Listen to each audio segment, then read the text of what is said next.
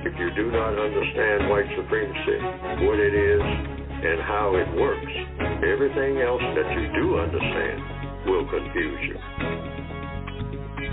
In all of these 9 areas of activity, economics, education, entertainment, labor, law, politics, religion, sex, and war.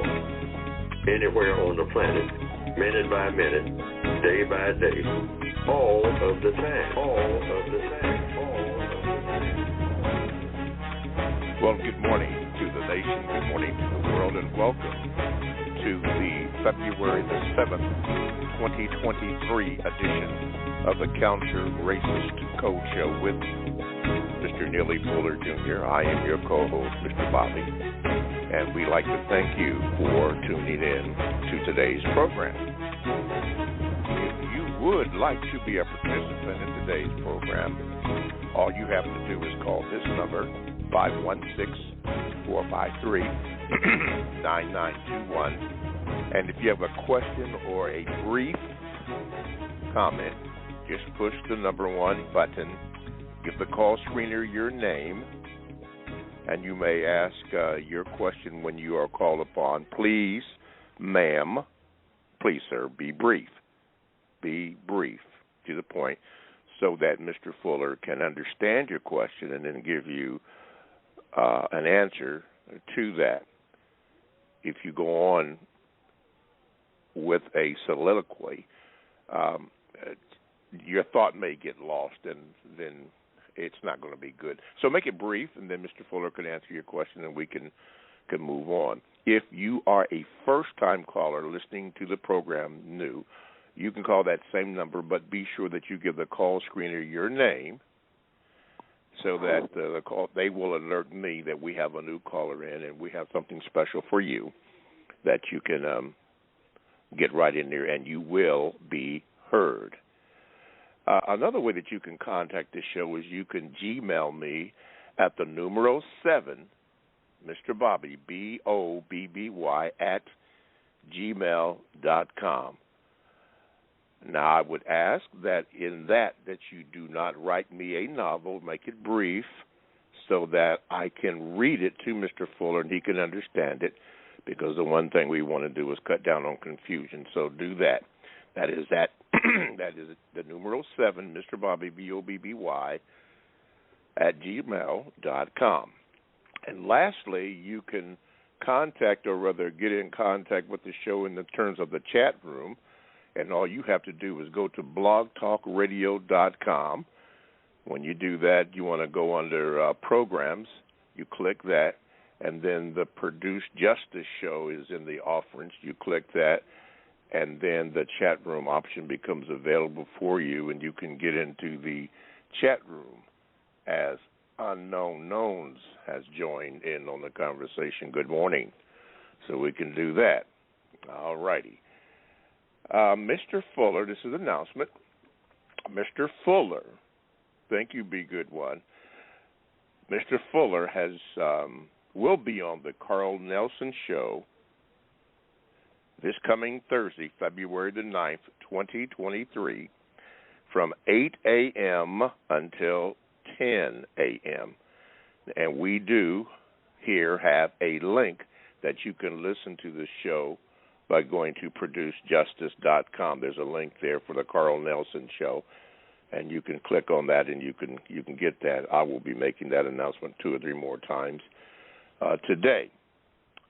Okay, Tess in New York, I finally got it right, is in the house. Okay, so I think that is all I have to. Oh yeah, one more thing.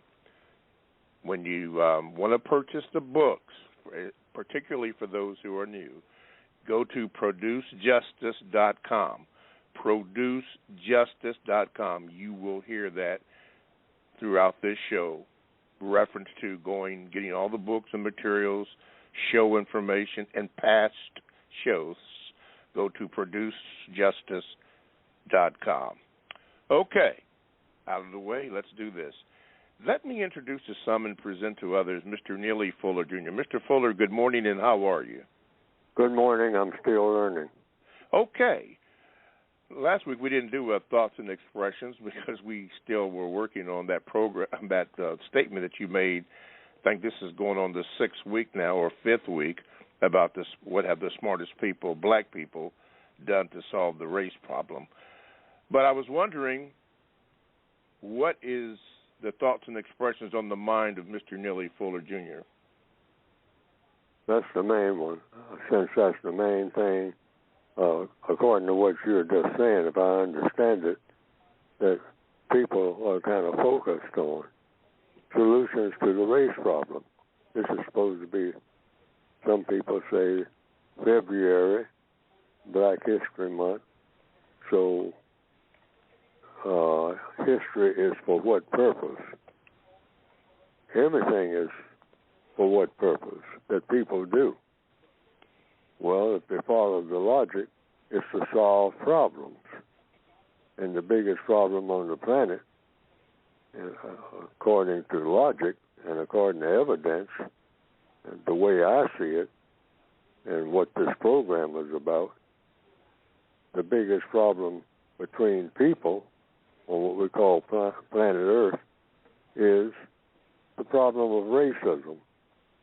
And some people may agree with that, others won't. But if that's the biggest problem, you should have the best minds, because I think that's what I said several weeks ago. I mean, the people who, other people agree, and they agree with themselves, I guess, out of all the people on the planet, what people have the most powerful minds, thoughts in their heads, because everything starts with a thought when it comes to solving problems. What people or what persons, because it comes down to persons, not groups, but people are individual persons. What person? What are their names? What doors do you knock on? How do you get in contact with them?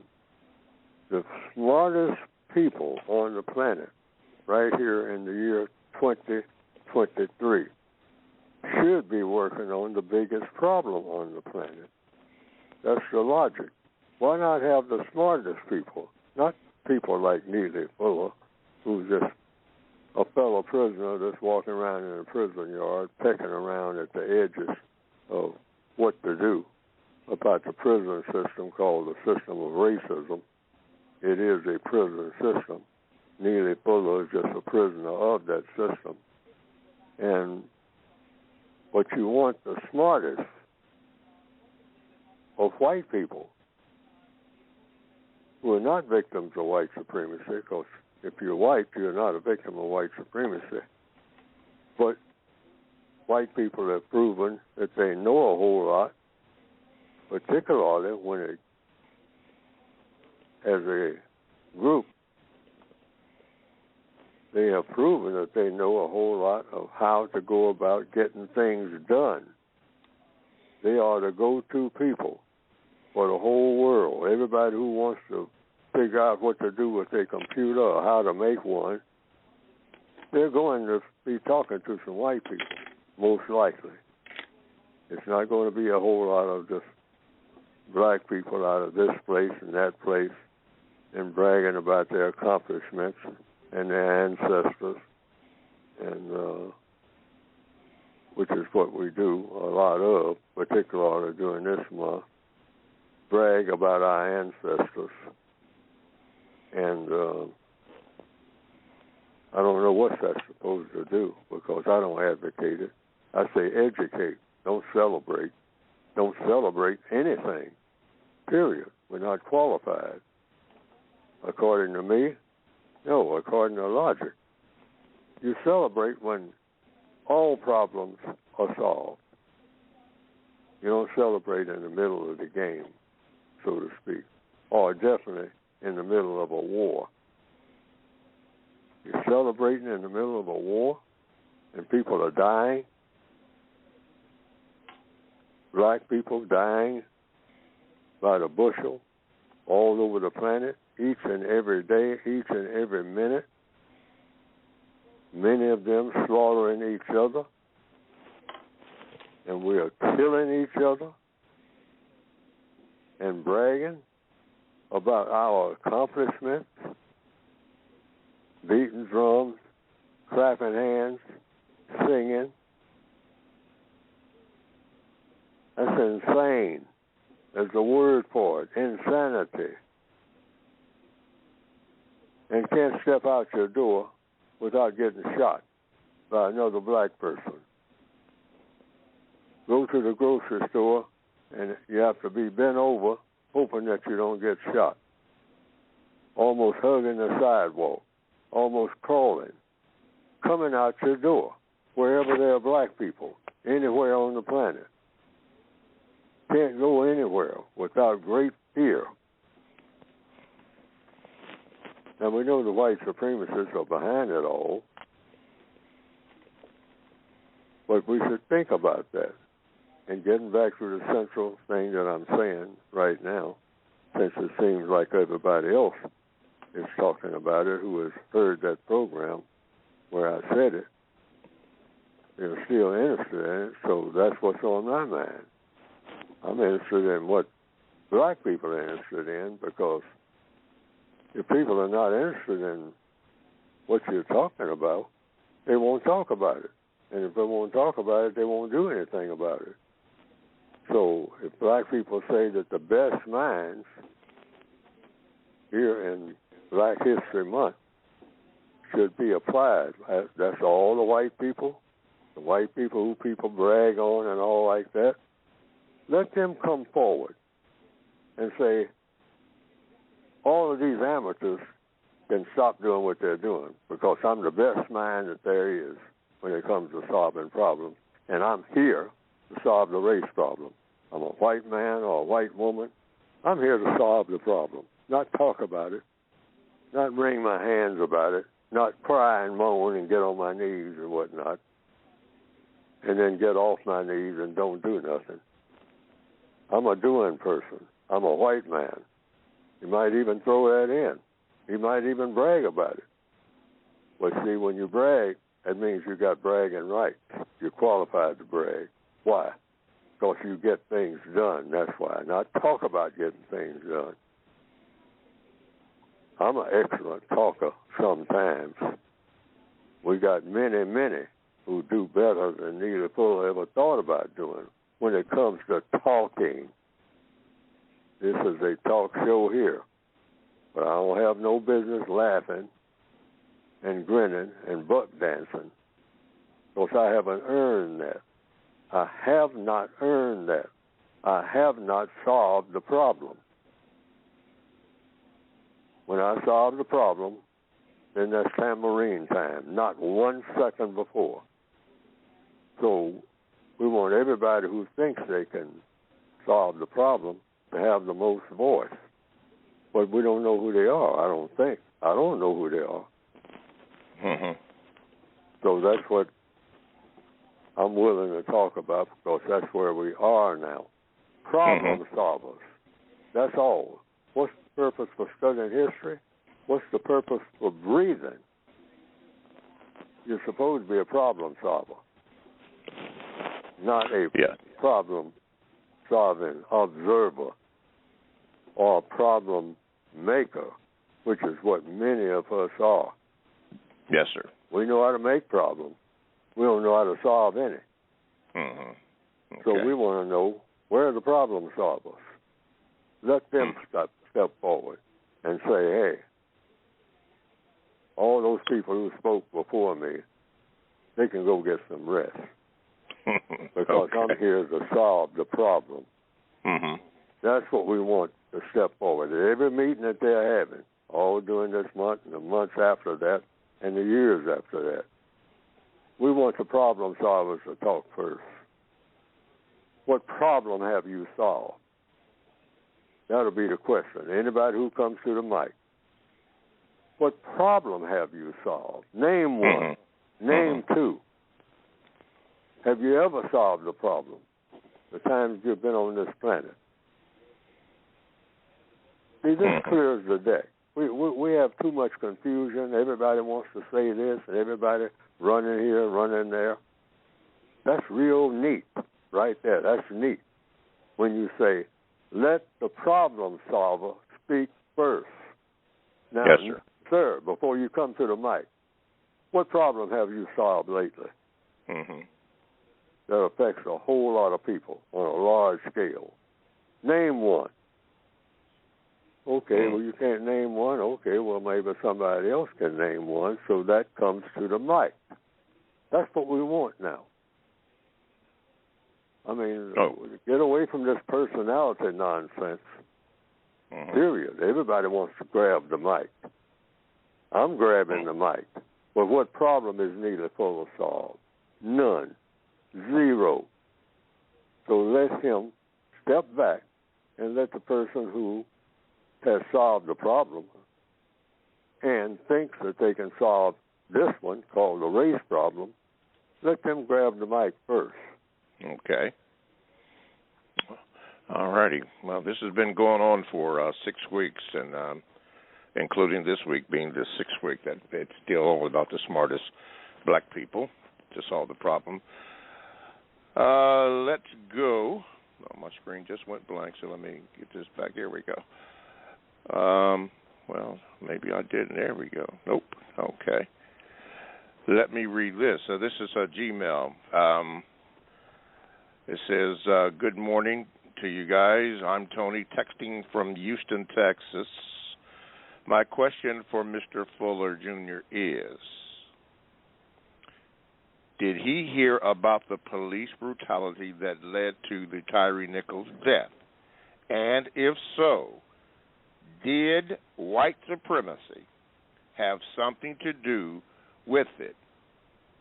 How, when it was 5 black who was the cause of Tyre Nichols' death? Thank you. According to the code,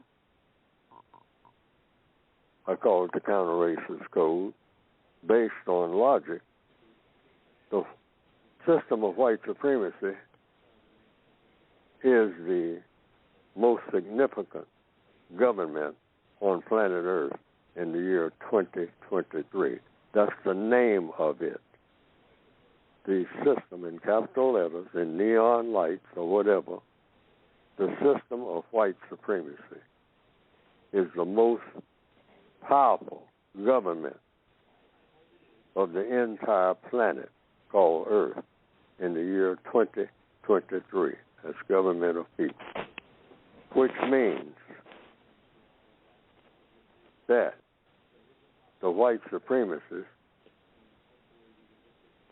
are the powerful force, the most powerful force behind anything that any non-white person does. That's what white supremacy is. So if a black person is killing another black person, it's the white supremacist's fault. Or they can take credit for it. Why? They're the most powerful people on earth. They didn't want that to happen. It wouldn't be happening. No black person could kill another black person. Why? Because their minds wouldn't even go that way. Why? Because the white supremacists would have taught them and put an environment in place where that wouldn't even cross a black people, a person's mind. But what they do, they teach black people to kill each other. Even over there in an isolated black school, anywhere on the planet, they teach that. They glorify that.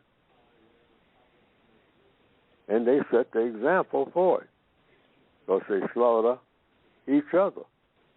And say, see what we're doing? Now follow our path. But they always see to it that there's more black people suffering from doing non-just harm to each other than there is white people. Why? Because their counter-racist computer, their logic tells them, this is how you remain and continue the system of white supremacy, deception and violence. Okay. So in answer to the question, yes, any move, anything that you see black people doing that shouldn't be done, the white supremacists are behind it. They're the usual suspects, directly and indirectly. It doesn't show on the surface, but if you dig deep enough, that's where it came from. Okay. Every time. Why? Because they're the masters of what everybody does who's black. All righty. Thank you, Mr. Fuller. Thanks for that question. Answer to that question. I will say this before we take a call here. Roy, you have just mentioned that hello is a curse. So now, do you have any reference that information can be accessed? If you do, since you were in the chat room, put that out there so that the people in the chat and myself could look that information up. Go to Milwaukee and Corey. Let me see if I can get you in here. Okay, wait a minute. There you go. Corey, good morning. Good morning, Mr. Bobby and Mr. Fuller. Mr. Fuller, I had a problem that I've experienced personally, and I'm also observing it. When there's a so-called black educational center, a place of learning, that's supposed to counter racism, they are sometimes attaching the word inclusive in their mission or in their way of doing business. And what that ends up meaning is, if you are not friendly towards the idea of LGBT, homosexuality, lesbianism, then you are an enemy of this black organization that's supposed to be fighting against white supremacy racism. How do we contend with that? And what would you say to someone who is passing that message on? You say that the white supremacists are using what they call the LGBTQ or whatever. They'll be added alphabets, I guess. Like they use everything that's in the area of sex. The white supremacists are using it to cripple the non-white people of the planet even more than they are already crippled. Neel figured out that's an excellent way to cripple their minds, to divert their minds away from things that are really important, that are more constructive, and have them center on that. That's the purpose. It's just a diversionary tactic. The white supremacists operate in all nine areas of activity, and I'm going to try to keep it simple. Education, economics, in alphabetical order. When it comes to non-white people, the white supremacists say, what is the strongest thing we can do to weaken the black people of this planet, the non-white people, in the area of economics? Economics meaning time and energy. That's basic economics. How you use your time, how you use your energy. Because when you come into the world, that's the two things you got. And when you leave here, that's the two things that you lose. You lose time and you lose energy. Babies are born into the world with time and energy. So the white supremacists said, we catch them right out of the womb. And we decide how they're going to use their time and energy. So they get control of your economics. Economics is not just about money. It's about the use of everything. Everything has time and energy. So they get control of all of that. They got control of it even before you're born. Okay? That's what white supremacy means if you're a person of color. So they do the same thing in education. Now, we're going to send these people to some kind of school because they say that they want to be educated. So we'll just run them around in a circle. We'll even let them have their own historically black universities. But what they'll be taught to do is basically, but they won't be aware of it, a whole lot of nothing. Because they will come out with a whole lot of papers in their hands of certifying this and certifying that. But they won't be able to solve a single problem. Keep them that way. And those who do learn how to solve problems, they'll be the rare exceptions. And then we'll tie them in knots so that they can't usually use what they have learned to the max. We know how to control that. And then they do the same thing in the entertainment field. They'll say, how can we weaken these people? They're excellent entertainers, but how can we make sure that their entertainment doesn't have a constructive effect? Well, any songs that they sing? Yeah. Well, put lyrics in the songs that have them always doing things that are not constructive. Very simple. Don't let them think in depth. Don't put any words in their songs. Just let their words be just a whole lot of kindergarten type stuff or something that is absolutely dangerous to them.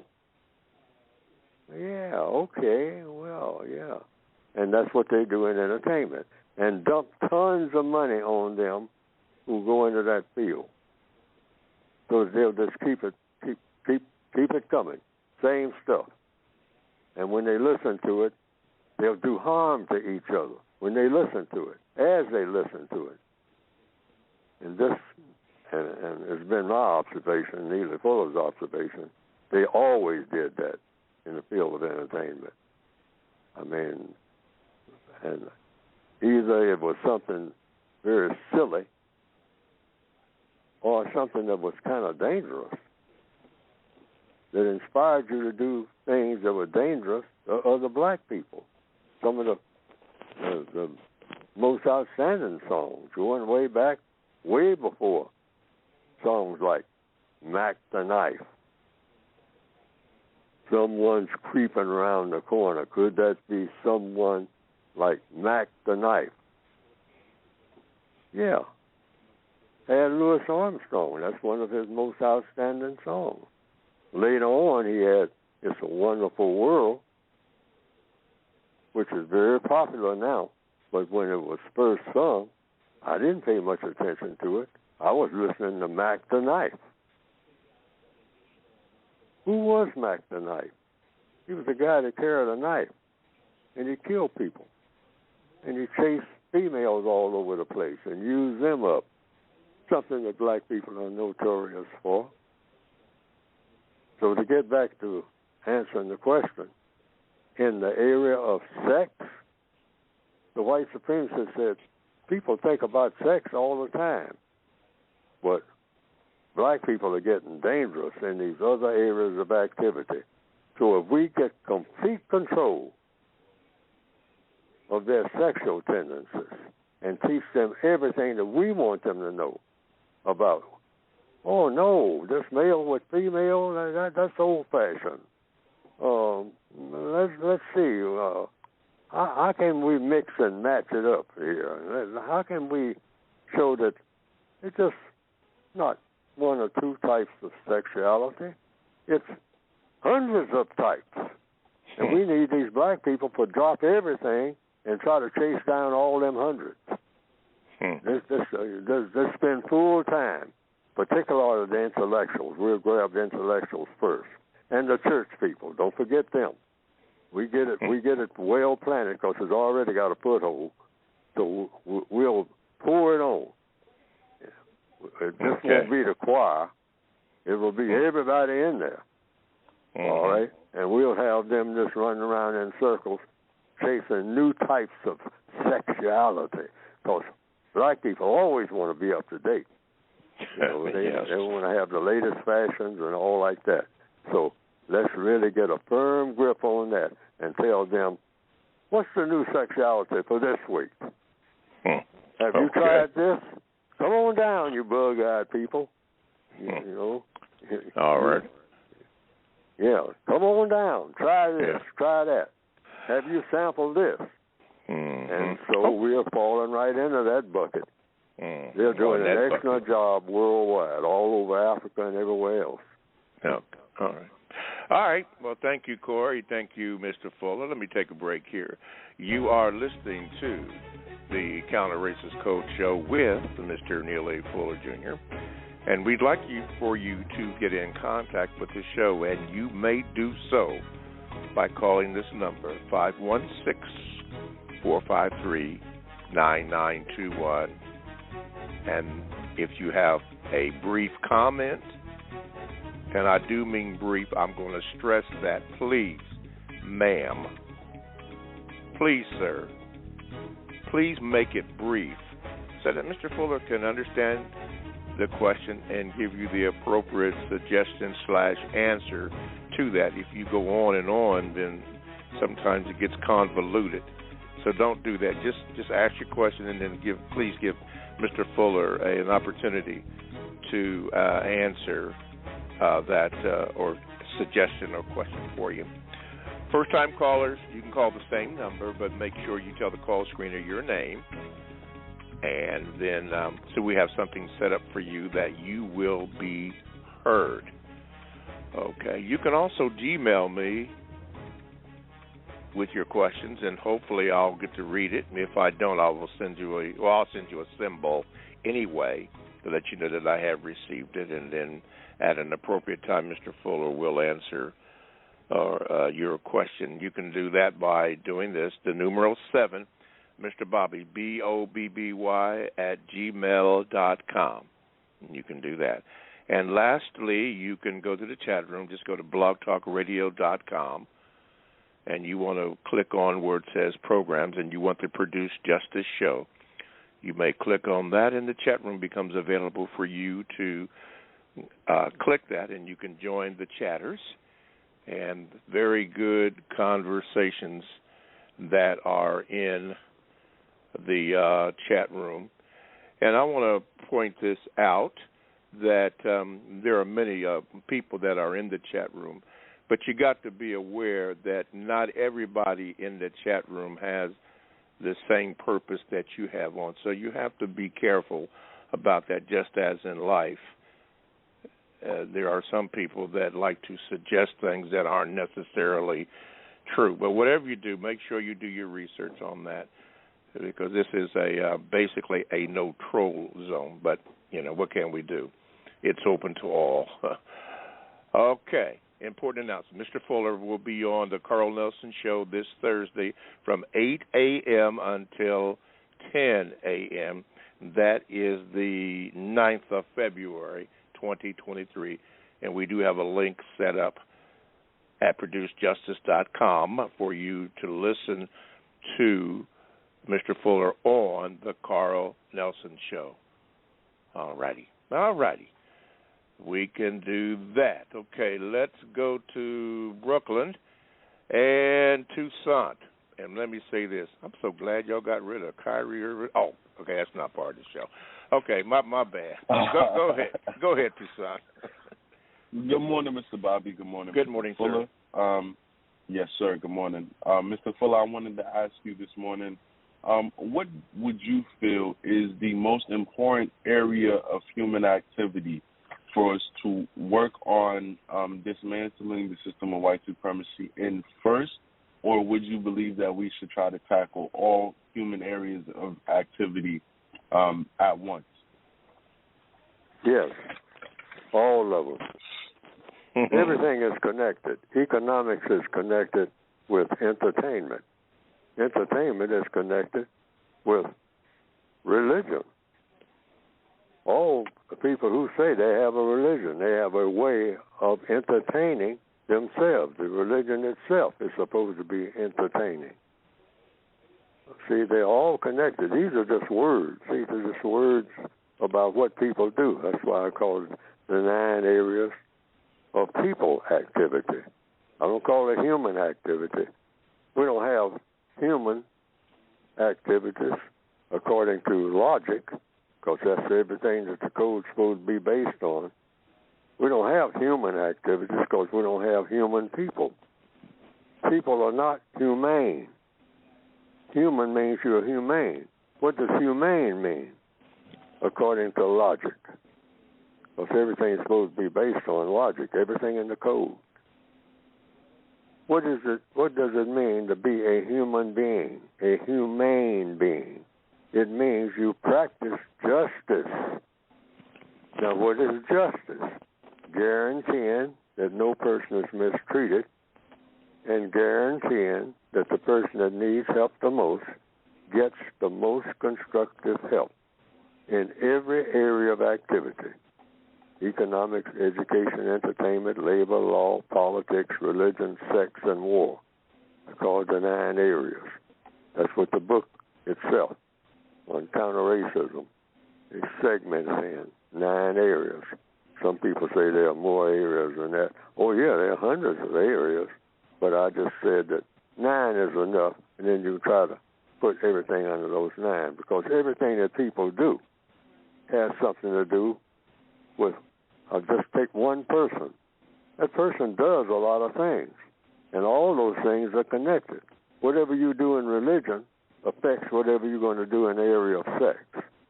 Whatever you do in the area of sex is going to affect what you do in the area of education.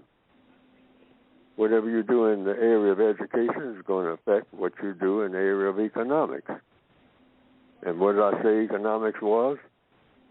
The use of time and energy. So whatever you do in education, has something to do with economics, time and energy, and vice versa. Whatever you do in economics is going to affect what you do in the area of education. And what is education? Learning. Like on opening this program, I say I'm still learning. You're never out of school. Education is something that's continuous. Even when you die. You never died before, not that you can remember anyway, as far as to the best of my knowledge. You may have, but you don't remember when you died before. I haven't run into anybody who said, "Oh yeah, I died before. I remember everything what I did, and then I died, and I came back. But I remember everything I did in that life before." But even people who have that incorporated in their religion, I haven't run into anybody who said that. Somebody said that parts of the Hindu religion is that you've been here before, somewhere in the universe, but you just don't remember it. And what you did the last time you were here affects what you're doing here now. And that each time you die, depending on how you conducted yourself, when you come back in the next life, you'll be better off according to what you did in that other life prior to that. Now, I've heard that. I don't know if that's true or not, as being a part of some facets of the Hindu religion, that you never really die permanently. I think it's Red Fox that made a joke saying the problem with dying, there ain't nothing wrong with being dead, except you stay dead too long. Somebody said that Red Fox said that one. Oh, okay. I had to check that one out. All right. Toussaint, Brooklyn, thank you for your call. From the Gmail, Mr. Fuller, Anonymous asked this question. In the area of labor, would you prefer to select employment with mostly white people or mostly non-white, black, parenthetically, people? Would I connect labor? It says, would you prefer to select employment with mostly white people or mostly non-white or black people, and you use parentheses, to finish the question. In the area of labor? Yes, in the area of labor. Mm-hmm. Everything is surely connected, like I said before. All of these areas are connected. Labor is connected to politics. Labor is also connected to religion. Labor is also connected to economics. So it's all interconnected. So under the system of white supremacy, you're always working for the white supremacists if you're a person of color anyway. In fact,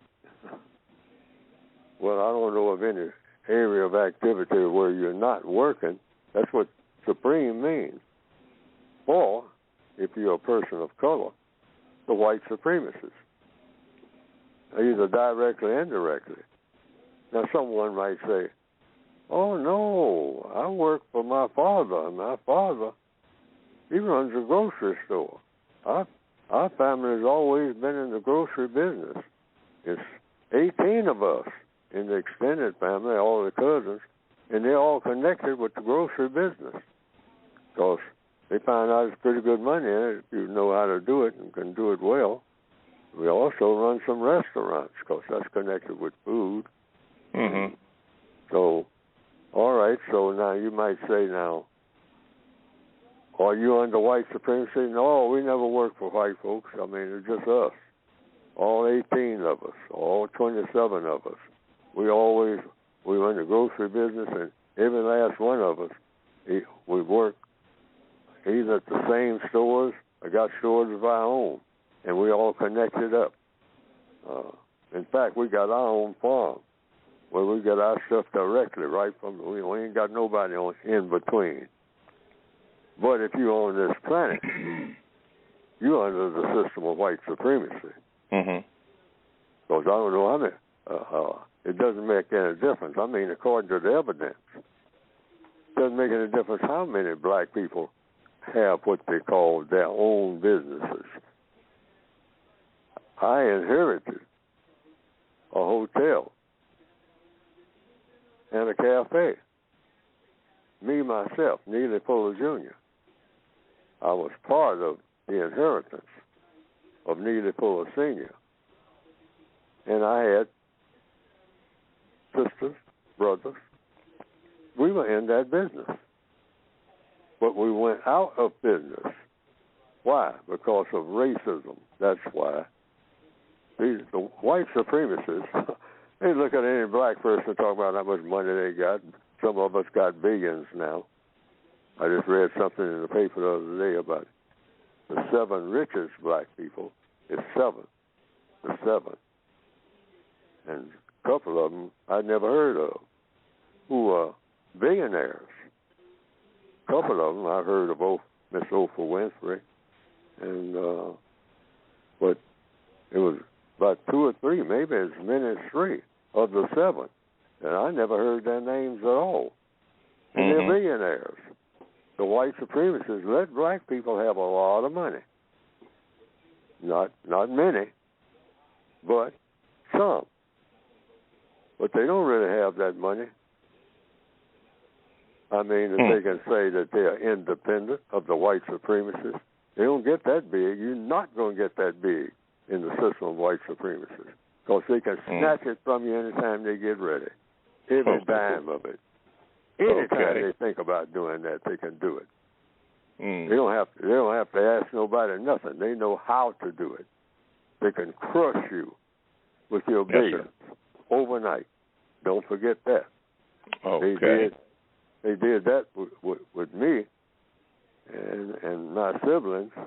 I mean, without even thinking about it. That little small town with a business. How did they do it? They undercut the customers. All the customers left town. And they didn't allow black people to solicit to the business. So we were out of business overnight. Yeah, that would do it. Oh, yeah. I mean, it doesn't take but 15 minutes. And doesn't take long. It might take you years. It takes them 15 minutes or less. They just walk in and say, you're out of here. Yeah. Just like every gangster operation. Like in the Corleones, they walk in and told Mo Green, "You're out of here. You're out of here, Mo. You know, we got some new people. And if you don't think you're out of here, you go to that sauna, or if we're going to put a bullet in your eye." The white supremacists got control of that, too. Real quick. Yeah, I had to laugh because you mentioned, and I did see that article that you made reference to about the 7 richest black people, I guess they were saying, on the planet. But the reason why I had to laugh is because can you imagine being so rich that you bankrupted the economy of a country as Mansa Musa did, the richest black man ever, or the richest man ever in the world. It was said that he was so rich that he gave the poor people gold, and he had so much that he bankrupted the total economy. I believe it was Egypt as he was passing through. And what made me laugh even further, if he was that rich, well, he was of Mali, he received that what he had from, I believe, his cousin or somebody in his family called Mansa Abukari II. I say that so people can look that up. Mansa Abukari II. He was richer than Mansa Musa was, and anyway, Mansa Musa inherited that. I thought that was a very interesting little tidbit. So somebody could check that out and see for yourself. Don't believe anything that, I say, but check it out for yourself and see. Maybe you may have a different opinion. Okay, let's go to the Bronx. Get ready, Luke. Cool Hand Luke. Are you ready? Here we go. Wait a minute, see if I can get it right on it. New caller, Luke, you are on the air with Mr. Fuller. What is your question? Hey, good morning, Mr. Bobby. Good morning, Mr. Fuller. I know you guys are big on brevity, so I have 2 questions if I could stay on the line and 1 statement of gratitude. Mr. Bobby, thank you for hosting the show. Mr. Fuller, I'm not sure if you'll ever know the value that you've brought to the world and to non-white people in particular, so thank you, Mr. Fuller. My first of the 2 questions, if I could stay on the line, Mr. Bobby, is one of practical use, Mr. Fuller. What advice do you have for young black men who are seeing this, the showboating, the showcasing, and to guard against the vices of the world? You're making some money, you see white supremacy, and, different cultures have sayings about, the spirit is willing, but the flesh is weak. Mr. Fuller, as you were a young man growing up seeing the system of white supremacy, what advice did you give yourself to not do to the trappings of some of the world, with that, again, the saying, the spirit is willing, but the flesh is weak regarding, drinking, drugs, gambling, just that type of thing. How do you keep those vices in check, Mr. Fuller? Any advice from you? Following logic and ask why of everything you see in front of you. Ask questions about what is this? And the bottom line, does it produce what? 2 words, constructive results. Yes, sir. If a person is talking to you, I don't care, white person, black person, they talk and talk and talk. When they get through talking, you got 1 basic question before you get to the other hundreds of questions. What's going to be the constructive result of everything that you just said, everything that you came to me with? Ask that person that, whether they're white or non-white.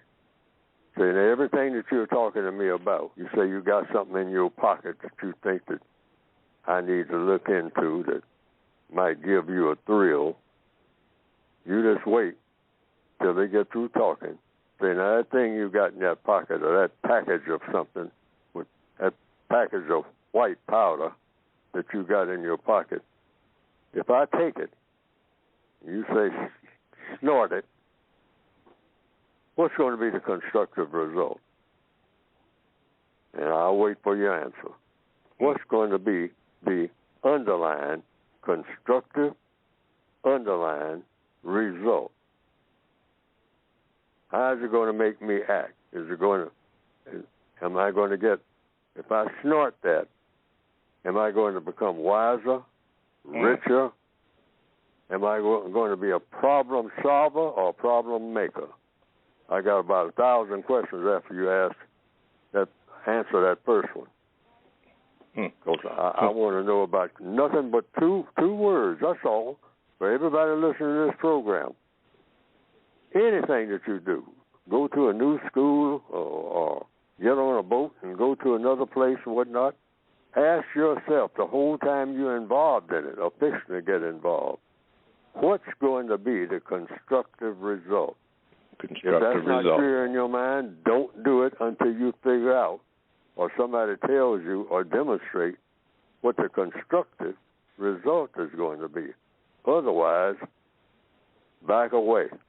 Okay. And say, whatever it is you say you got for me, I mean, I think you're going to have to do a little better, sir. Always be polite. Yes, because sir. I don't see where this is going to produce a constructive result. I really don't. What is your second question? You'll have to show me more. Okay. Yes, sir. Thank you, Mr. Bobby. Thank you, Mr. Fuller. The second question is, on a previous call-in, Mr. Fuller, you talk a lot about the creator. And you, caller asked about an ancient evil, if there's such a creator, or talk about justice. Can you speak more? Can you elaborate on that? You had mentioned ancient evil, Mr. Fuller, and I know people immediately think about religion in that sense, but I'm curious about your perspective when you talk about codification and the creator, what the opposite or the antithesis or the ancient evil is that you might have spoke of, Mr. Fuller. Could you speak on that, please? Ancient evil? Anything that's not constructive is ancient evil. Every move that people make, every move that a squirrel makes, is going to have a constructive effect or a non-constructive effect. The weather, all of this, is the weather today going to serve a constructive purpose, or is it going to serve a non-constructive purpose? Might have a flood today in a place where you usually don't have floods. And a lot of times floods come about on the kind of things that people have done. But you have floods that people didn't do, that the creator of water caused that to happen. So the creator produces and destroys whatever that is, by whatever name you call it. Some people call it God, Allah, the Great Spirit. But people should be about, well, if a flood comes, how best do you control a flood if you got to stay in that area where the flood is? How best can you control it? So that means you've got to be a problem solver, which is what people are supposed to be in everything that they do. In answer to several of the questions that have been asked just in this program, right up to this one. It's all about it. And everything that you do, is it problem solving or is it problem making? And then you go through to find out, is it solving a problem or is it making a problem? Sometimes you solve one problem, but in the process of solving that one problem, you made 3 more. So you got to watch out for that. That's why I say you have to do in-depth thinking. Now, if I do this, I'll solve that problem, but I will make 2 other problems in the process. And so the boat will sink. So if you put a big engine in it, that, for example, you just design the ship. You design this ship so that it will go faster than the ship you had last time. It's got a bigger motor in it, and it has more power. So it will move across the water faster. But what you didn't figure on, the engine you put in it is too heavy for the ship. So when you went out in the water with it, it sank. It will get where you wanted it to go, but you didn't think about the buoyancy. See, you solved one problem, but you made a bigger one. You created now another. You got a ship sitting out there under the water with all the cargo. Plus, you lost your ship. Okay. All righty. You're going to stay on the line, Luke, so we got you. So we'll do that. Let me see here. Looks like it's Tess. Let me see here. I've got 5 minutes in this segment. I'm going to go ahead and try it here. Tess, you are on, if I got it right. Go ahead. You're on with Mr. Fuller. That's right. How you doing, Mr. Bobby? Good morning, Mr. Good, Fuller. sir. All right. Didn't expect to be on the call right now, but I have a question for y'all. Let me start by saying this. First, I want to thank Mr. Fuller, Mr. Bobby, the call screeners, and all those involved in making the show available to us as well. A thank you to the listeners and those in the chat room. This will be a two-part question. On page 298 of the revised expanded edition of the United Compensatory Code Book. 298? 298. Okay. Let me remind you as we go to that page, since this segment is going to be short, you're going to have to I have to carry it over to the second segment, second hour when the time comes. So don't be alarmed here. You say 298? That's correct. Hello? Yes. Okay. 298. Okay, go ahead. In the area of All sex? Right. Yes, it states the okay. following. 2. Have you ever been sexually abused, sexually assaulted, sexually molested, raped, mutilated, etc.? Further, if by a white person, what was his or her name? And do you know where he or she is now? This two-part question. What is the recommended... Wait a minute, let's do the first part first. Okay. What is the recommended compensatory action for a non-white female who was exploited as such? Who was what? Exploited. Exploited? Yes. And what is, and your question is what? Is the recommended compensatory action for a non-white female? Oh, you recognize what is done and try to prevent it happening. I mean, you and take whatever steps are available to you to see that it doesn't happen again. If I understand what the problem was. In other words, the whole idea is just to solve the problem. If it's something that happened, that should happen, then it means it should happen again. Always. And if it's something that shouldn't happen, you do everything that you can to keep it from happening.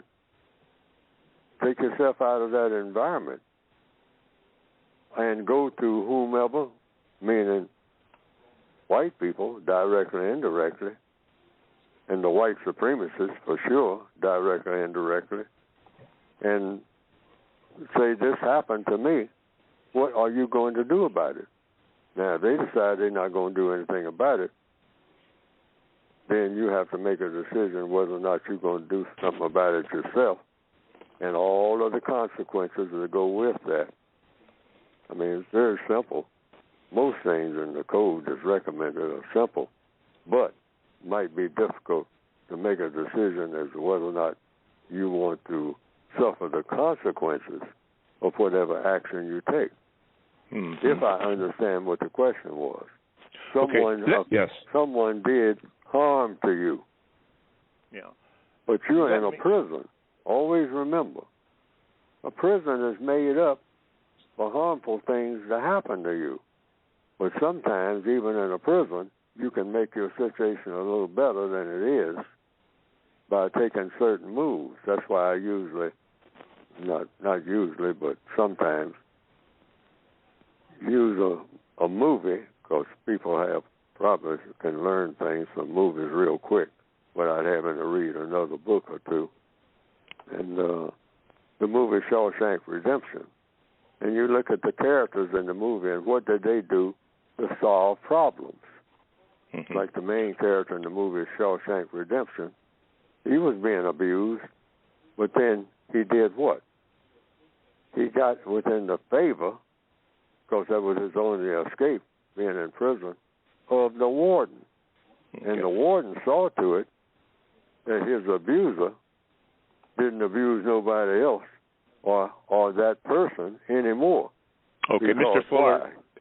Excuse me. Hold that thought right there. We'll go right back to that. We'll have to close out the first hour. Thank you, everybody that called in, and thank you for listening. But we have to go for the first hour. And if you have to go, hopefully you'll come back next week. We'll see you next week. For those of you who are going to stay with us, good. You do that because we have more of Mr. Fuller in the second hour of the Counter Racist Code Show with Mr. Neel Fuller Jr., which will commence in 5 seconds.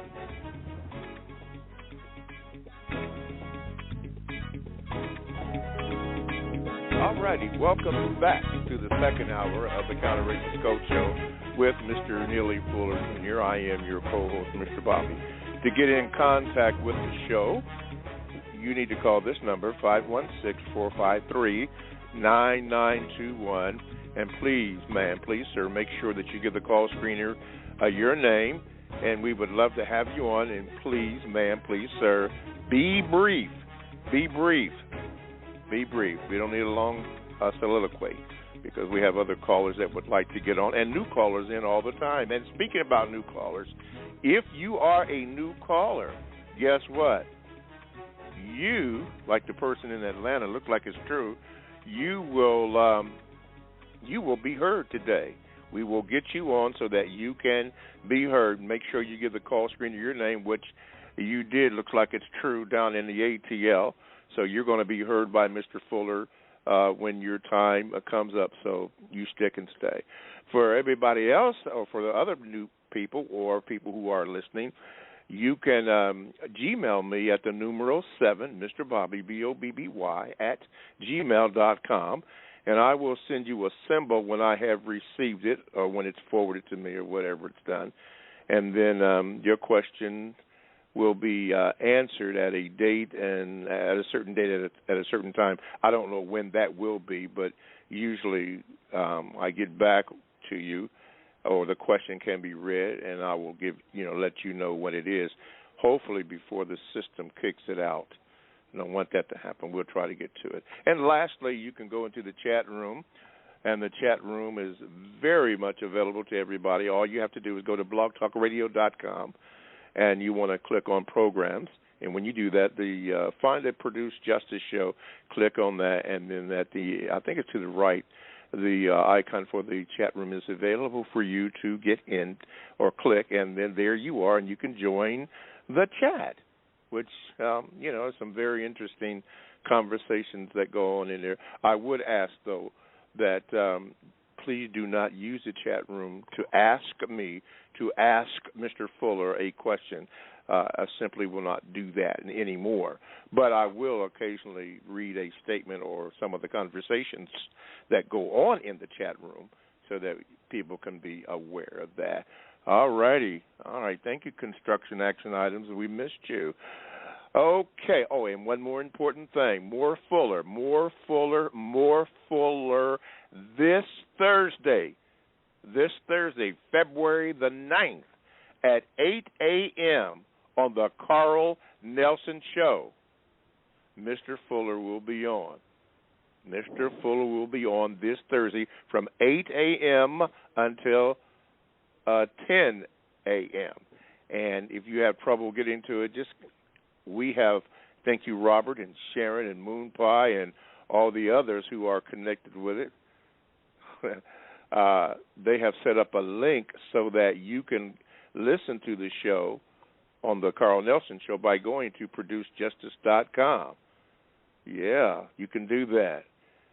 Yeah, that'll be fine. Maybe the Gatewood brothers are in it. No, never mind, forget that.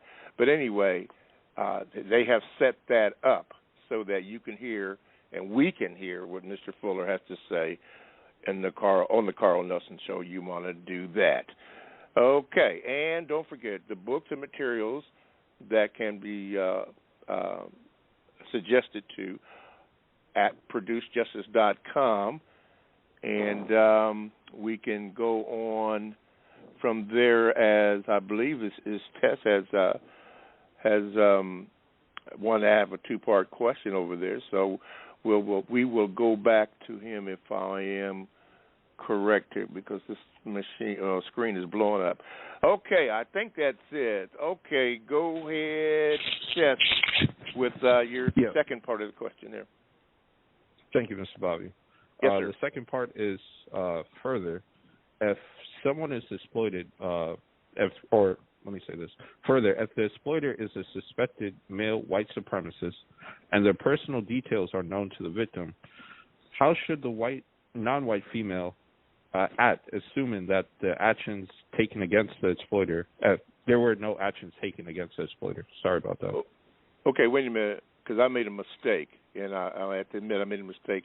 Before you ask your question, which you already did, we need to go back where Mr. Fuller ended up because we had to change over. He was speaking about the main character in the movie that starred what's his name? Shawshank Redemption. Yeah, the Shawshank Redemption. Yeah, go ahead, Mr. Fuller, from that point, and then we'll take his question. You were making a point. Oh, well, I think I finished that point. Oh, okay. Well, I just want to make sure. Okay, yes, want to make sure. We are all in prison, but I'll just try to emphasize it right quick. Okay. We, meaning whom? Non-white people are on the planet now in 2023, and every non-white person is subject to the system of white supremacy. Every non-white person is subject to the system of white supremacy, and that's either true or false. Directly or indirectly, you're subject if you're classified as non-white. That's what white supremacy means, the system of white supremacy. That's the world government. There is no other, quote-unquote, world government. You can say there are thousands of governments, sure. I mean, every person is a government. I mean, you can get up and walk from one room to the next if you have a couple of rooms, or you can go outdoors. You're governing yourself to that degree, but you will govern yourself only to the degree that the white supremacists will allow you, because the white supremacists have the control of whether you will breathe or not. They have that type of power. It's not a black person on the planet that the white supremacists, if they make a decision collectively, without arguing among themselves, they make that decision. We want this particular black person dead by 6 o'clock tomorrow morning. And you say, what particular black person? Well, right now they're traveling, and they're in a place called Bolivia. And so, okay, well, you want them dead by 6 o'clock tomorrow morning? Yes. You know, the white people, the white supremacists, not talking about all white people, but the white supremacists want this particular black person dead. Yes. And he or she is in Bolivia. That black person is going to be dead. Yes. That's it. And you might say, well, what about intervention from the creator of that person? Yes. And the white supremacists know that. But it ain't nobody else can stop it. Yes, sir. The white supremacists will admit, hey, we got to go up against the creator of that person. We're going to lose. They know that. So, you know, but if they say that if the creator allows us to do it, it ain't nobody on this planet can stop us. And that's the truth. And that's the truth. That person is going to be dead. That person in Bolivia, that black person, I don't care what their business is and all like that. If they really want that person dead, that person is going to be dead. That's what white supremacy means. Yes, sir. Okay. For those of you who do not believe what Mr. Fuller just said, I would make this suggestion.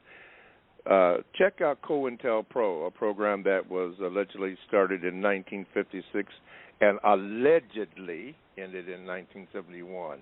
Did it? Yeah, COINTELPRO. All righty. Anyway, now let's go back to Tess. Go ahead, Tess, now with your second part of your question. Right. Thank you, Mr. Bobby. Thank you, Mr. Fuller. The second part of the question is, if the person or the exploiter is a suspected white supremacist, their details are known. What do you suggest that the victim does, or is there anything that they can do? When a person is, I'm trying to get the frame of reference of everything that you're saying. The person is in what kind of position of doing what? There's a non-white female that was, let's say, attacked or mutilated or raped or anything of that nature. Right.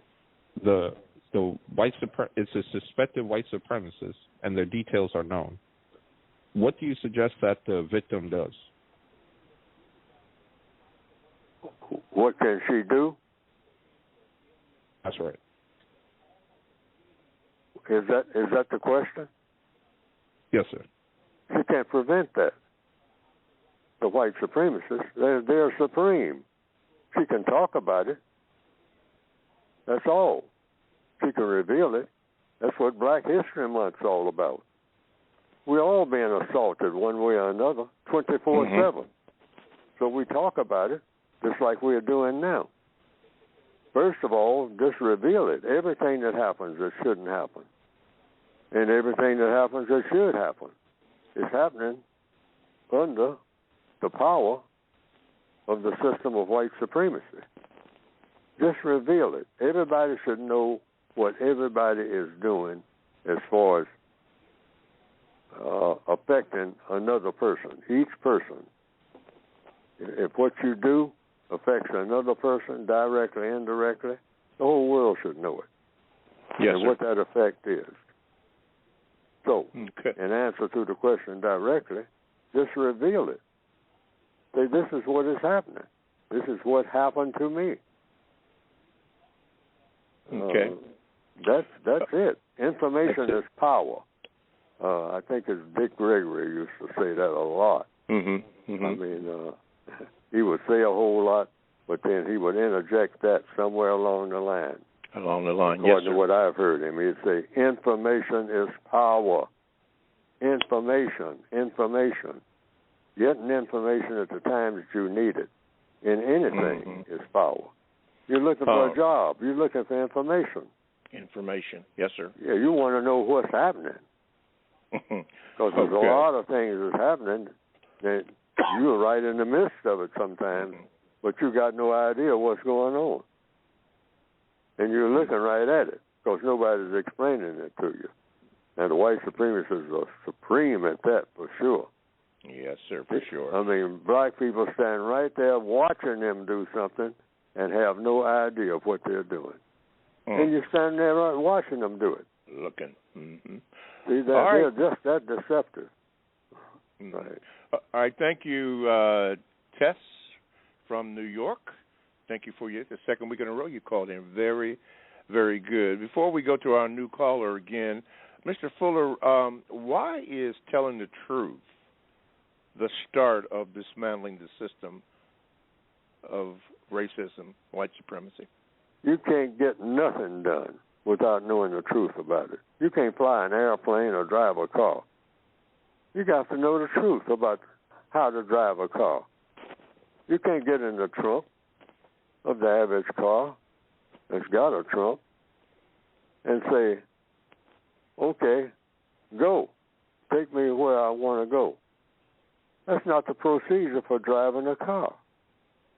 The car is made a certain way. You have to know the truth about it. Has a steering wheel. It has a key called the ignition key. It has windshield wipers. Mm-hmm. You don't try to turn on the radio by operating the windshield wipers. You can sit there for years, and you'll be looking at windshield wipers wiping the windshield. But you'll be wanting to listen to the radio. But it won't happen. Why? You're not going through the necessary motions to make it happen. No radio is going to come on the kind of you turned on the windshield wipers. It's just that simple. Tell the truth. Black people have been trained to do the same things, getting the result that they don't want over and over and over again. But the code says, what is it I'm trying to do? First of all, you got to know what it is you're trying to do. We have been so brain damaged by the white supremacists, many of us, to the extent that we'll be trying to do something without knowing why we're trying to do it. They have no idea. And just working ourselves to death. And without stopping to think, stepping back and saying, wait a minute. Is this the way that I should be spending my time and effort? Just look at what I am doing. What I am doing is absolutely stupid. But I keep doing it. Why? Because I did it yesterday and the day before and the day before. Yes, sir. Yeah, I've heard you mention that, about telling the truth is the start of dismantling the system. Let's see here. Let's do this. True. New caller alert. Atlanta, ATL, you're in the house with Mr. Fuller. What is your question? Yes. I had a question for Mr. Fuller. My question is, you said in your book, which is very extensive, I'm giving it a read, I'm only at the B of the word guide. And it's very extensive. I love it. The main point that I love is for us to be quiet. That's the main point. For us to be quiet. But my question is, in your thing you say that it's to guarantee that no person is mistreated and who guarantees that the person who needs help the most gets the most help in all places at all times and in all areas of activity. And my question to you, Mr. Fuller, is white people not the people who need the most? Who do the most? Did you say do the most? Most of what? Okay. What is the question? Repeat it. Okay, let me repeat it. Well, maybe I should ask a question before that. No, I'll ask that question first. Are white people, because you said to produce justice, the people that get the most help, are white people the ones in need of the most help? Are white people in need of the most help? Yes. Is that what you asked? That's my question. Are white people in need of the most help? That's the question? Yes. No. Black people need more help than white people. Collectively, we need help the most. Okay. Second question. Are you black or are you white? Am I black or am I white? I am black. Is that the answer to the question? Okay. Was that your question? That was my question. From your knowledge, from your gathering of truth,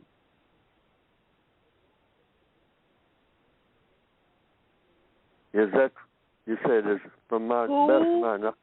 Who are stronger or white? Ask that question again, because I don't know whether it's me not getting it or what. Ask it again. Who are stronger? Black. Who are stronger? Or white?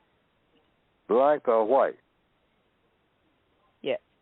If you're talking about people strong, now I'm trying to get to an understanding. Stronger in the areas of activity, because there's just 9. Economics, education. Who are the stronger people? Of activity, then. Yes. Who are the stronger people? Yes. the white supremacists. Supreme means strong. We are inferior in power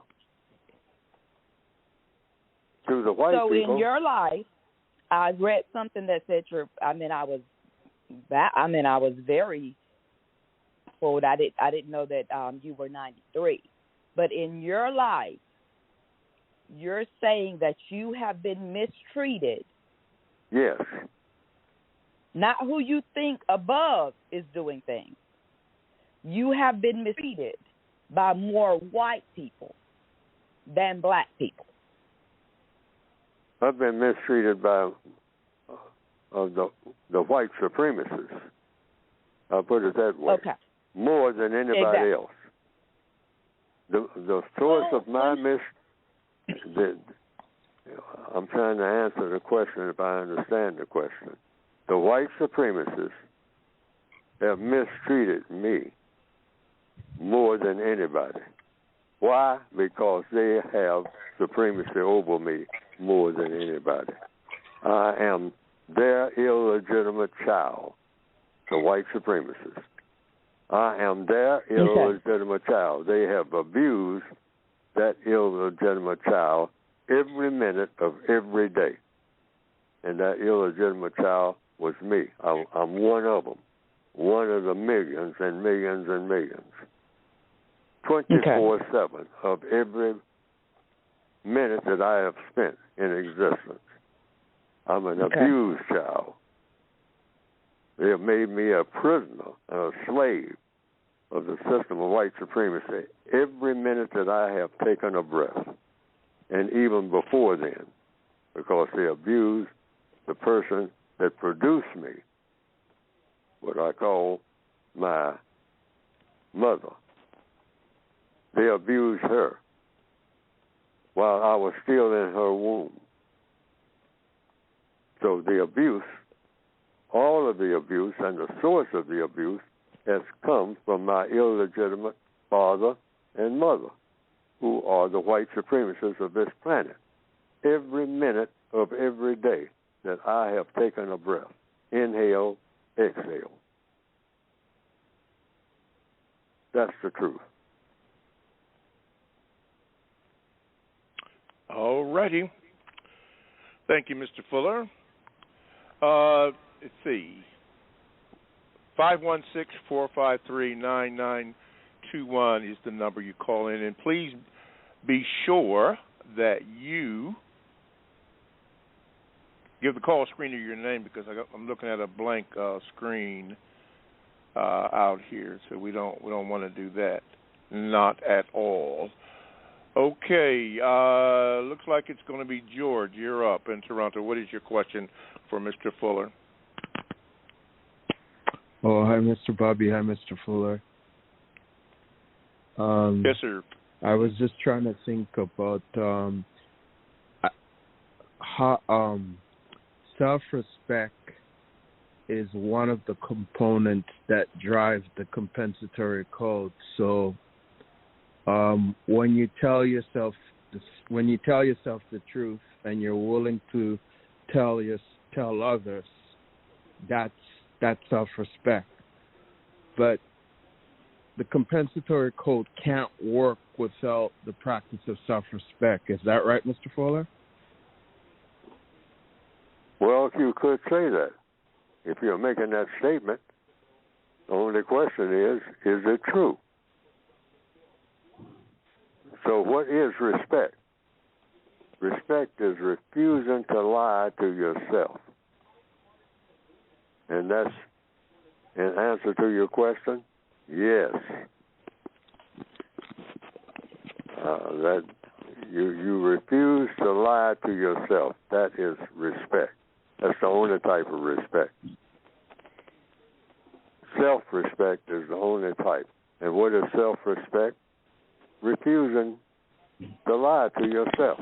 You might, at gunpoint, you might have to lie to somebody else or be compelled to lie out of fear.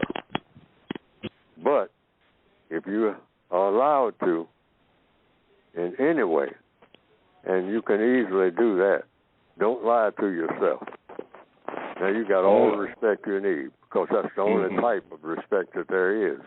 And you never ask someone else to respect you. Not ever, not ever, not ever, not ever, not ever, under any circumstance, do you ever ask someone to give you respect. You give it to yourself. That's the only source. And how do you give it to yourself? Don't tell yourself a lie. All righty. Thank you, George. George from Toronto, Canada. Let's see here. A quick question here from the Gmails, Mr. Fuller. Daniel said this, Mr. Fuller, how can I sense a white person's hatred about me through his or her body language? Any way that you think that it might be that. But I don't know how that's done, except what is their body doing? See, it comes down to definitions of words. That's why I have a word guide. Body language, what does that mean? What is the person doing? A person's body is moving. They might be just dancing. A white person dances. Some of them. Many of them. So I can look at that, a white person doing the bossa nova, or hand dancing, or what do you call it, ballet, and you can call that body language. But if I'm watching a white person doing what they call ballet, I don't know what that means. And knowing me personally, I definitely don't know what ballet means. When I see people on their toes like that and whirling around, I don't know what message they're sending me. They're sending somebody a message who knows how to interpret that language. But in all these years, I've never really, what you might call, appreciated ballet, except you have to have a lot of physical endurance. I can see that. To operate on your toes like that, your toe is a part of the body language if you're doing ballet. But now the messages, I've never known what any of those messages meant. So I could be sending messages, but I just can't interpret the language. Just like any other language. You have, when a person speaks a language, that's body, and that's language. But if I don't know what language they're speaking, if they're speaking Spanish, I know very few Spanish words. Very few. Very few. Okay. All righty. We're going to take a break here, so let's do this. You're listening to the CRCS, Counter-Racist Code Show with Mr. Neel Fuller, Jr., and we thank you for your listenership. To get in contact with the show, thank you.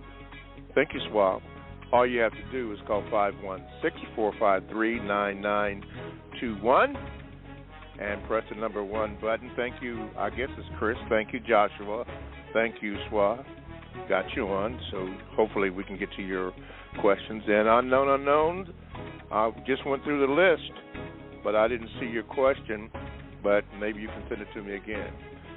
For those others, all you have to do is call that number. Again, it is 516-453-9921.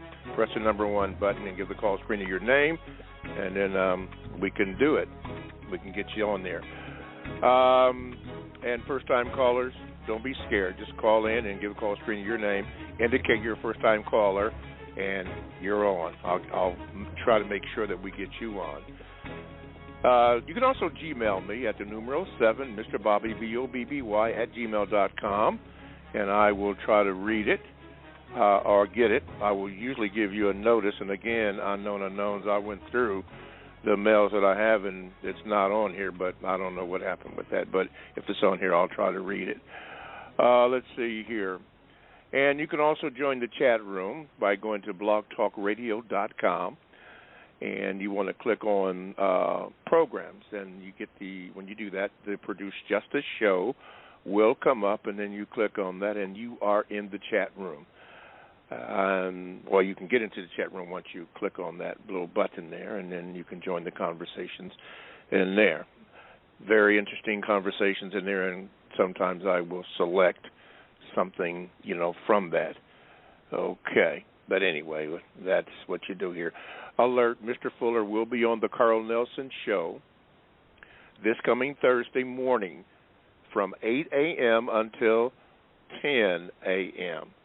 And Robert and Sharon and Moon Pie and all the others have set up a link on producejustice.com where we can listen to that show and hear the questions and hear the comments from Mr. Fuller. You might want to do that. Okay, now, before I go back to the phones, because I have now Darnell looks like he's called in. I'm going to try to get you all in, but I have to do this. Mr. Fuller, I need for you to speak about your book for a few moments before we take these calls. The things that I'm saying now, most of it, the answers to some of the questions are in the textbook for victims of white supremacy.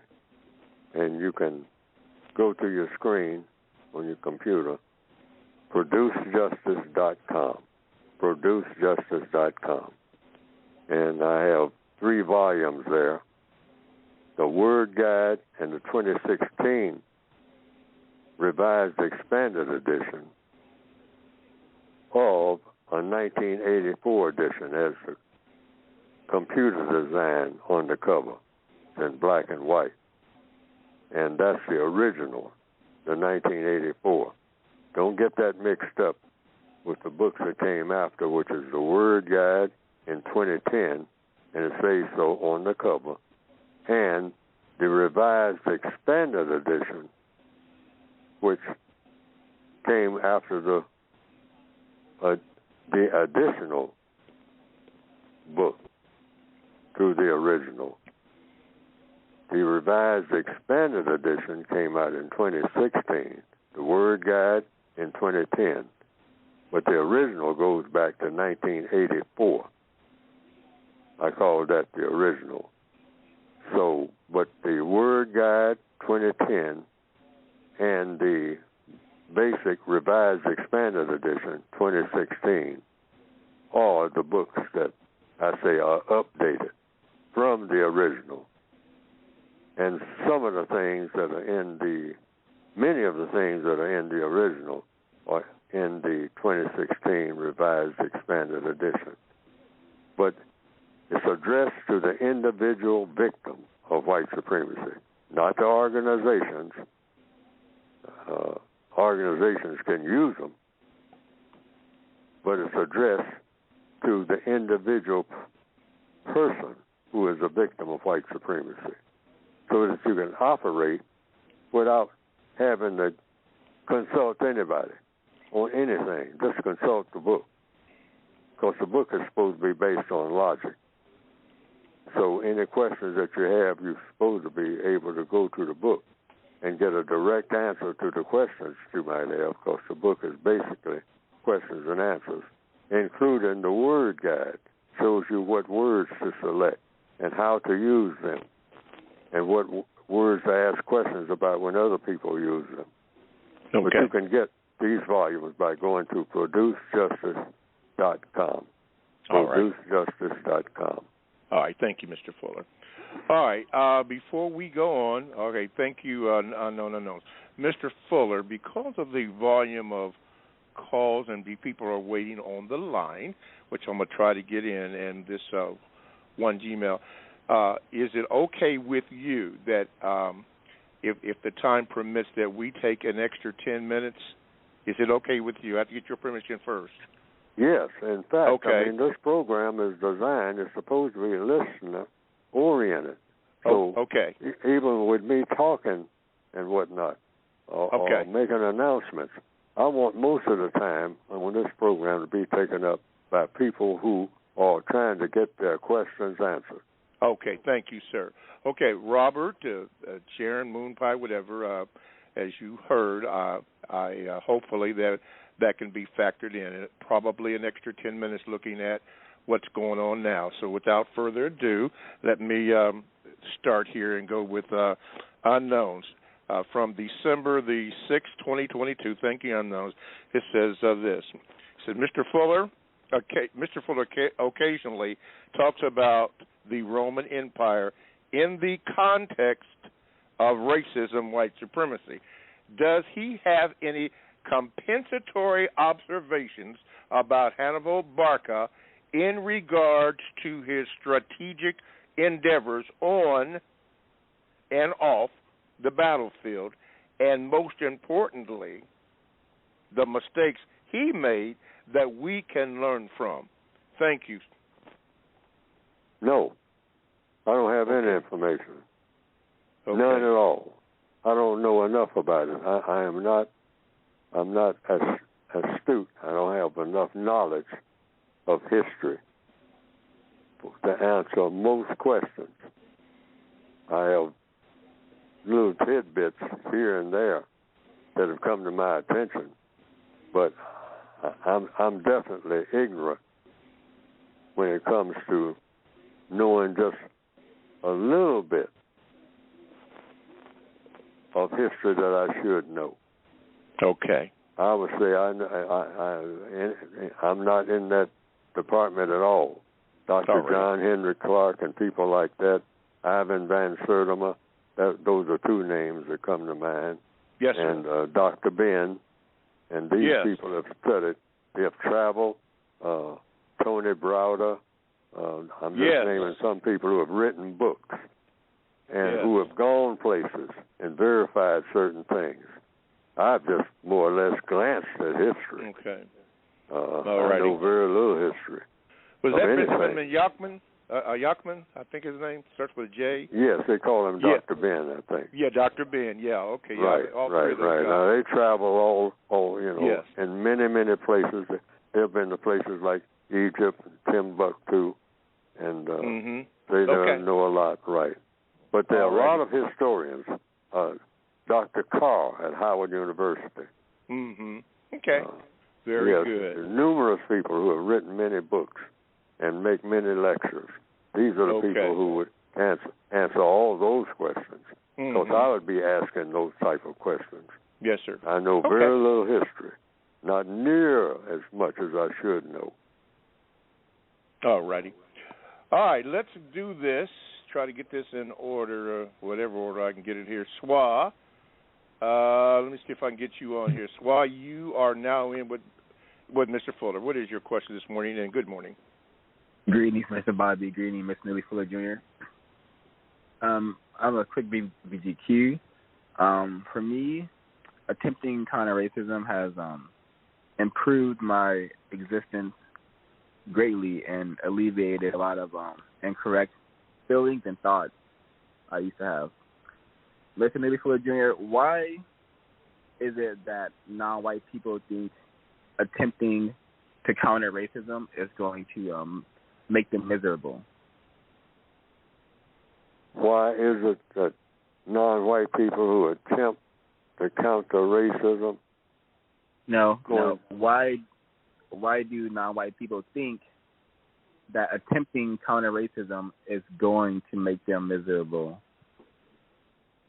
Well, if it makes them miserable, they should ask why are they miserable when they try to counter racism. They'll have to answer each person. I'm not miserable when I'm trying to counter racism. That's the only time I feel like I have any sense at all. It's only when I'm countering racism do I think that I'm actually doing what I should be doing. I am not miserable at all doing that. I think that's my assignment. I was miserable before I started thinking of replacing the system of white supremacy with the system of justice. Once I got that in my head, I felt better immediately. That's what I'm supposed to be doing. And when I'm not doing that, that's when I'm supposed to be miserable. I'm supposed to be miserable. And I recommend that for everybody on the planet, including white people. If you're not trying to get rid of the system of white supremacy and replace it with something better, and that something better would be something called justice, guaranteeing that no person is mistreated and guaranteeing that the person that needs help the most, it don't get no better than that. So why not go for for that particular golden crown? Trying to produce the best possible thing that people of planet Earth can produce, and that is justice, guaranteeing that no person is mistreated and guaranteeing that the person that needs help the most gets the most constructive help. It doesn't get no better than that for the people of planet Earth. And anytime you lock onto that, you are supposed to feel, quote, unquote, feel exhilarated all the way. That is supposed to be your greatest motivating force. Anything else, as the textbook for victims say, is a waste of time. Okay. All right. Thank you, Swa. Thank you so much. Thank you so much. We're going to go to Kansas City, and I think it's Chris. I think, unless I got it wrong, it's probably my fault. Is it Chris? Yes, sir. In Kansas? I'm sorry. Yes, sir. Oh, okay. Yeah, you're on with Mr. Fuller. Go ahead, please, sir. Okay, Mr. Fuller, on one hand, black people were told that Abraham Lincoln freed them in 1865, but every time you come on any talk show, which is the Carl Nelson or even this show, you're constantly saying that we're in prison. So being free and being in prison is two different things. So why are they saying that we are free, but you're saying that we are in prison? Because the way I see it, and I'm just saying this is my opinion, which is everything that I've written and everything that I say here on air, I think this is the truth. See, I don't know what people mean by being free. I concentrate not on the word freedom. I concentrate on the word justice, which means a definition that I made up, guaranteeing that no person is mistreated. Guaranteeing that no person is mistreated ever. That's number one. Number two, guaranteeing that the person that needs help the most in any area of activity, economics, labor, education, guaranteeing whatever person needs help the most in any of these areas of activity gets that help. Now, that's a difficult thing to achieve, but there's an old saying, if you can conceive it, you can achieve it. Now, I don't even know if that's true or not, but I'm saying everybody on the planet 24/7 should be trying to do it. Produce a product called justice, something that has never happened. Now, anybody who says that that's what we have now is not telling the truth. Is there a guarantee that everybody who needs help is getting it? I don't see that nowhere, among no people. Do I see people being mistreated everywhere and everything that I hear about? Yes. People are being mistreated. Somebody's being mistreated. That's not supposed to happen, ever. Okay? So whatever Mr. Lincoln said or anybody else said, they're not telling the truth. If they mean by freedom that they have justice, that's two different words. Everybody can say that they're free. There are people that write poems, and one of them, I forgot the name of it. I was taught when I was in elementary school. They that stone walls do not a prison make, nor iron bars a cage. If I have freedom in my soul, and then I don't remember the rest of it, but it's equivalent to, if I got freedom, if I feel like I'm free, I am free. Now, that is insanity to me. I mean, okay. If I'm in Auschwitz or Dachau or Angola, a prison that's, they say, one of the worst historically in Louisiana, and then there's Rikers Island. I've heard of many different prisons and whatnot. Some of them, they say, are better than others, but prison is prison. And if you're free, you're not in prison.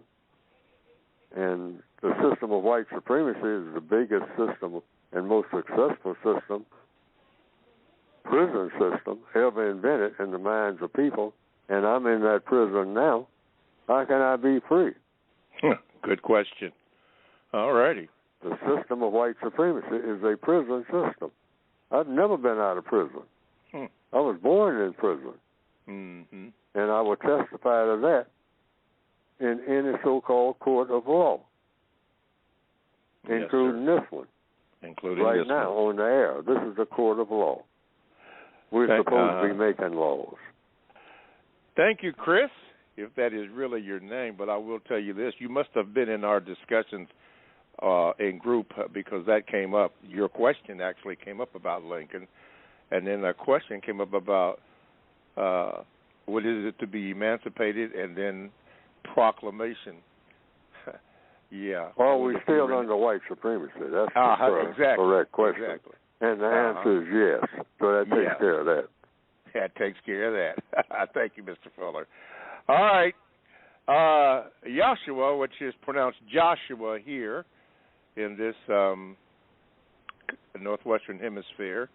Ron in Texas, a new caller. We'll get to you, but let's go to Joshua. Joshua, you are on with Mr. Fuller. What is your question? How y'all doing today? Good, sir. I got a couple of yes or no, pretty much short questions. Really, Mr. Fuller, how many children do you have? How many? What? Children.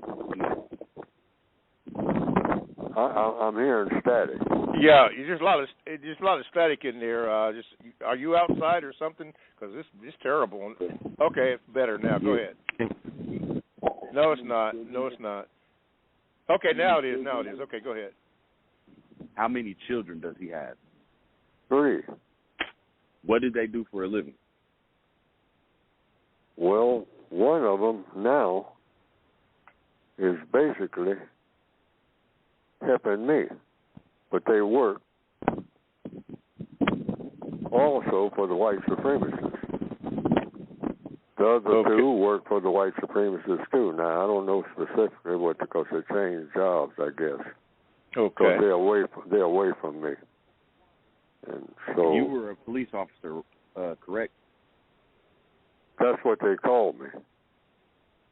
I've never been a police officer. Okay.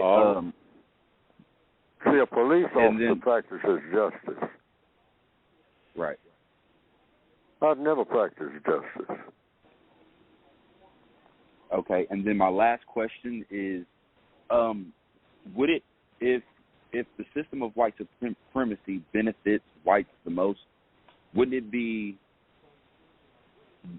not be beneficial for them to try to dismember it? So why would they try to help us dismember it if it would be, if the first rule of life is self-preservation, why would they help get rid of white supremacy if it helps them so much?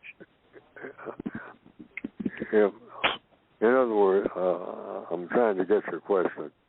Well, why would white people get rid of white supremacy if it helps them so much? Is that the question?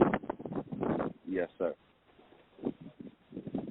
Because they don't get rid of white supremacy because it helps them in the way that they want to be helped. That's the purpose. That's why we still have it.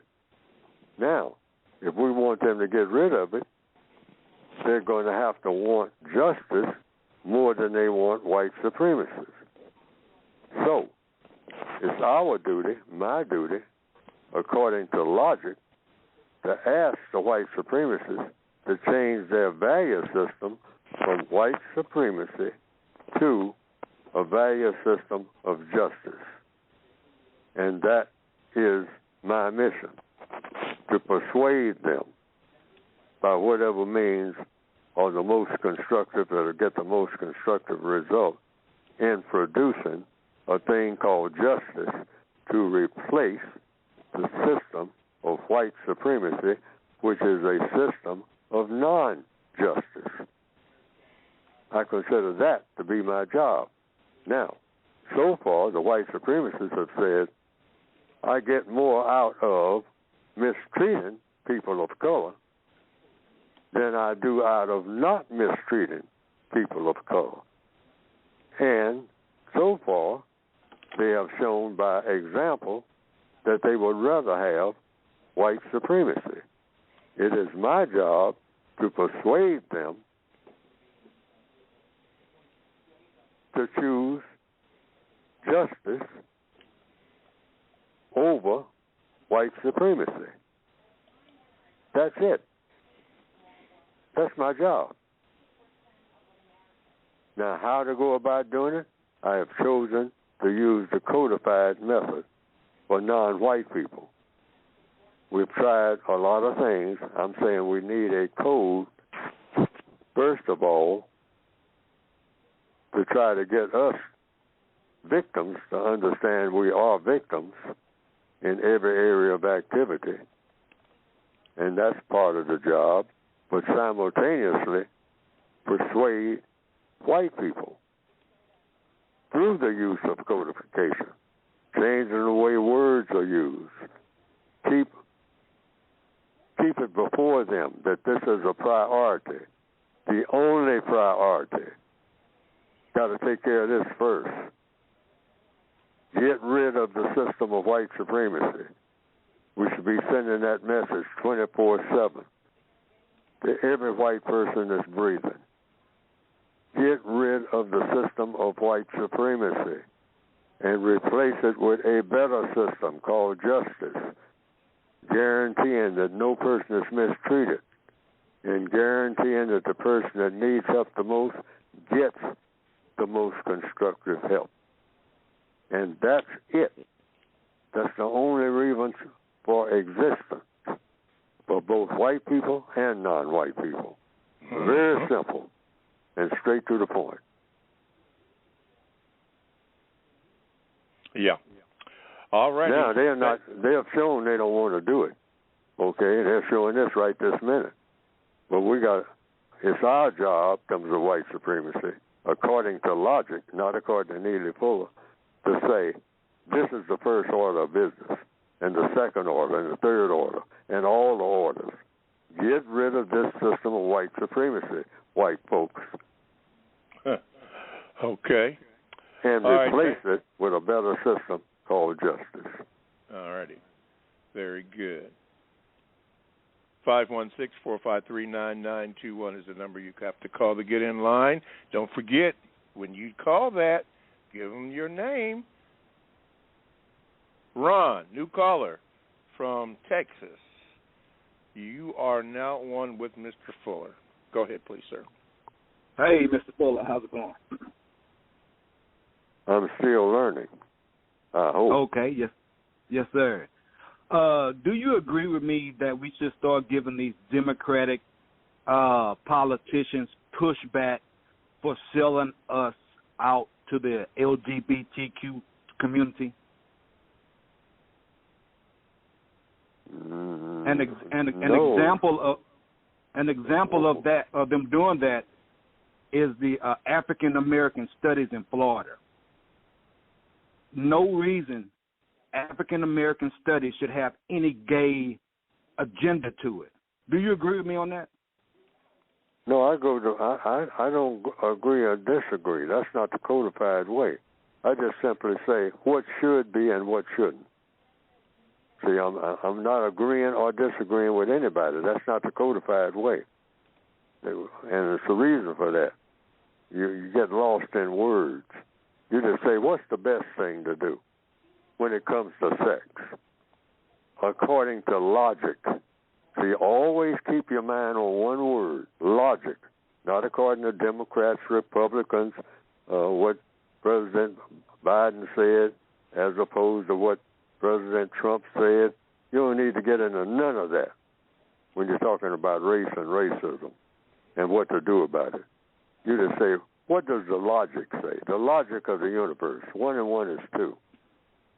Say that we need to perfect the interaction between black males and black females. That's when it comes to the victims of racism. Perfect. Make them into quality people. I call it universal man, universal woman. That's never been straightened out. That's a mess. I'm talking about male-female relationships. Well, that's for the people of this planet. It is an absolute mess. Now, the logic says, get that straight first before you even start talking about transgender and all the rest of that. That don't even get honorable mention now. That's not even on the radar. It shouldn't be. And for anybody who's pushing that, the code says, wait a minute, we haven't gotten the way the male-female thing is supposed to be yet. And that's what you start with. You start with basics. Get that straight. Then you can come up with all this other stuff later on, if ever. But the code says right now, all this other kind of experimentation or whatever you want to call it, artificiality, counter-sex, I got dozens of names for it, other than the names it already has, because you can have dozens of names. There shouldn't be no restrictions on names for it. Counter-sex, anti-sex, because sex is between male and female, all right? We haven't gotten that straight. And the code position is get that straight first. You're nowhere near what it should be. The relationship between a black male and a black female is a disaster everywhere on the planet right this minute. Every last so-called, even the people who think that they, or say that they got a wonderful relationship. It ain't so. We don't even know what a wonderful relationship is, as the way it should be according to the code. It's called universal man plus universal woman, in tune with everything that is of constructive value in the universe. We are nowhere close to that without trying to say that, well, let's try to see what a male person can do with a sheep. That's been tried by a lot of other people without even thinking about getting the male-female thing with persons straight first. You start with basics. And then all the rest of the thing, according to the code, you ain't going to need it. You get the...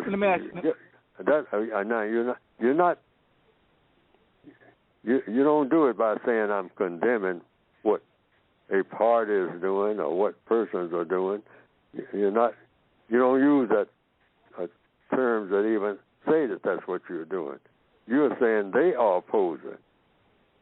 If they want to get and leading black people into it and having the white supremacists do it, it's not the Democratic Party or anybody else. It's the white supremacists who are behind all this alphabet, seeing how many alphabets you can come up with when it comes to black sexuality. They can do what they want to, the white supremacists, all right? And I guess should. I don't know. Yeah. But I know that tampering with black people, we've been tampered with enough. We shouldn't be no parts of anything that deviates from, first of all, getting everything straight. with black males and black females before you even think about touching anything else. Get that straight. Get the black male with the black female straight. And then we'll look at all this sexual assortment. I mean, a person with a giraffe and having babies that look like that. Half people and half giraffes. They claim that ancient times, the Romans and the Greeks tried all that. They tried it, full blown. And finally, they gave up saying, wait a minute, this ain't working too well. They have statues of it. We see them. Open the history books. I see statues, half man, half horse. That's been tried. And they glorified it. Oh, yeah, they said all the emperors and whatnot should have try to have babies with a horse. They're emperors. You're a god, you can do anything. They call themselves gods. So they tried that. Had a whole island called Lesbos where, mix and match anything. I heard that from somebody somewhere. It's in the dictionary, Lesbos.